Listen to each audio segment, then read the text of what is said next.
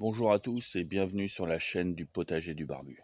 Je vais vous montrer à quoi ressemble mon potager d'automne. Donc d'un côté, une réussite totale avec les butternuts et de l'autre, un début de désastre. Allez, je vous montre, on va faire un petit tour du potager. Je vais commencer par vous présenter le bac à butternut. Comme vous avez pu voir dans mes précédentes vidéos, les butternuts cette année est une belle réussite. Je vais ajouter une très belle réussite.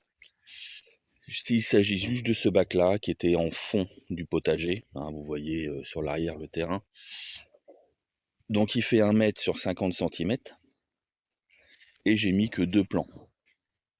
Honnêtement, je pensais pas avoir une très belle récolte. Et on a des butternuts de très beau calibre. On a de la petite, mais on a également de la très grosse.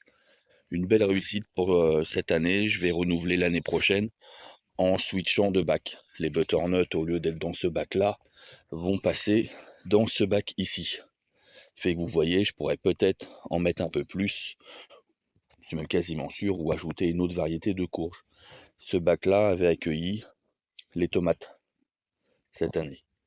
Et là, vous voyez le gros chou 9 Star. C'est un chou perpétuel.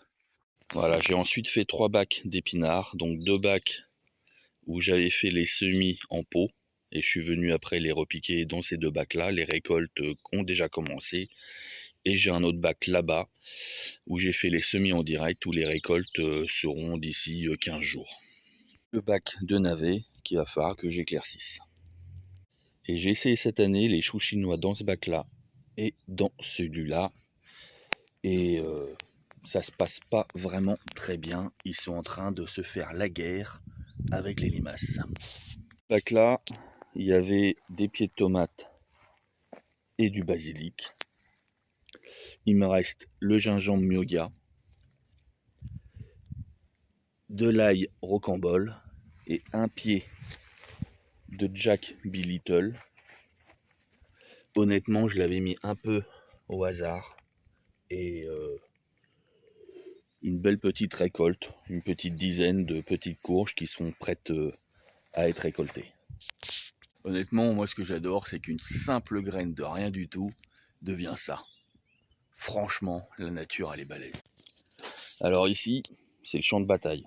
Chou cabu, chou chinois et les limaces. Mes meilleurs ennemis, vos meilleurs ennemis. D'ailleurs, pendant que je vous parle, j'en ai une qui est tranquillement en train de dîner.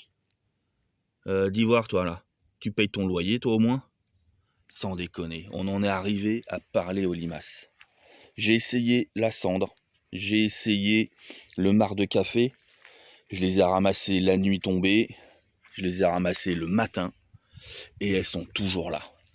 Alors certains diront, oui, c'est dû à ton paillage. Effectivement, c'est dû au paillage. Elles sont cachées, et elles peuvent venir manger tranquillement mes choux. En ce moment, je prépare déjà la suite. Un peu de paillage pour protéger la terre, encore quelques semis d'épinards d'hiver, et surtout, je laisse le sol tranquille. Il n'y a pas de repos au potager, juste des transitions. Pendant que moi, je vais me reposer, la terre, elle va travailler. Et voilà pour le petit tour du potager d'automne. Dites-moi en commentaire ce qui pousse encore chez vous, ou ce que les limaces ont préféré cette année. Si vous aimez les vidéos où ça pousse, et où ça rate un peu aussi, laissez-moi un pouce vert et on se retrouve pour la prochaine récolte.